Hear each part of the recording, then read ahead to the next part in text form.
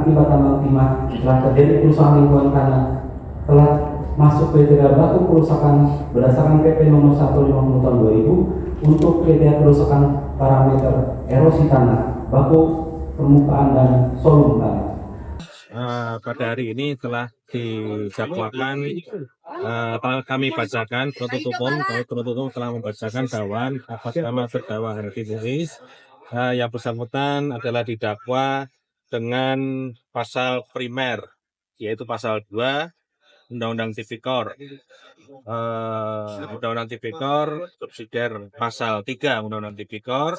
Kemudian juga kami kumulatifkan dengan dakwaan TPPU pasal 3 Undang-Undang TPPU dan pasal 4 Undang-Undang subsidiarnya pasal 4 Undang-Undang TPPU. Ya, oke. Selanjutnya tadi dalam persidangan yang bersangkutan tidak menggunakan haknya untuk menyampaikan eksepsi atau tanggapan atas surat dakwaan, namun yang bersangkutan terdakwa melalui bahasa itu juga mengajukan akan langsung mengikuti proses persidangan berikutnya, yaitu pemeriksaan saksi-saksi atau pembuktian. Nah, tadi Majelis Hakim menyampaikan kepada kami beberapa waktu yang akan direncanakan agendanya pemeriksaan saksi-saksi adalah seminggu 2 kali, Senin dan Kamis. Maka untuk agenda berikutnya akan dilakukan pemeriksaan persidangan yaitu pada tanggal 22 Agustus, yaitu Kamis depan. Saksinya kira-kira siapa saja, Pak? Saksi mungkin belum bisa kami sampaikan saat ini. Ya, tentu kami akan melakukan diskusi dulu dengan tim siapa saja yang akan kita sampaikan nanti. Pak, kenapa tadi ada 23 nama kan tersangkanya begitu? Oke. Dan kemudian kan ini beberapa sudah disidang. Nah, terkait dengan nama-nama yang lain itu terkait penjadwalannya seperti apa? Ya, selanjutnya mungkin akan segera beberapa sudah kami limpahkan. Tentunya kami menunggu penetapan sidang untuk tersangka berikutnya dan juga pelimpahan untuk tersangka berikutnya. Terima kasih. Tapi kami usahakan cepatnya. Pak, soal penjagaan yang cukup ketat hari ini dibanding persidangan 3 terdakwa sebelumnya, alasannya apa? Kamera. Oke. Tentu kami ini merupakan tentunya Kamera Pak.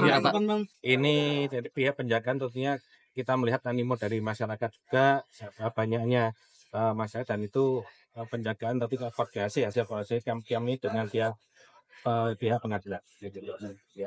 Untuk dari kuasa hukum terdakwa sebelumnya bahwa menilai persidangan bagi Harvey Muiz ini agak lambat dibanding terdakwa yang lain, padahal Harvey Muiz disebut salah satu pelaku utama dibanding pelaku peserta.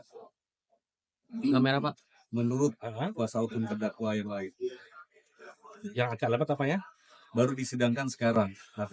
Ya, ini karena banyaknya, karena cukup banyaklah perkara ini terdakwanya, tentu kami perlu waktu lah untuk proses pemeriksaannya, bahkan penetapan tersangka dan proses penyidikannya kan juga tidak bareng, maka kami pun juga perlu waktu untuk mengusut dakwaan dan proses pelimpahannya yang tentu tidak bisa secara serempak. Ancaman penjara. Ancaman pidana sesuai dengan di Undang-Undang Tipikor pasal 2 dan pasal 3 namanya seumur hidup sesuai dengan hukum. Mungkin itu untuk pekan depan saksi yang akan dihadirkan itu fokus Ya, pembuktian Tipikornya atau fokus pembuktian TPPU-nya dulu? Kita pembuktian Tipikornya terlebih dahulu. Berarti gini, Tipikor dan TPPU paralel atau bagaimana sih Pak skemanya? Jadi sebetulnya?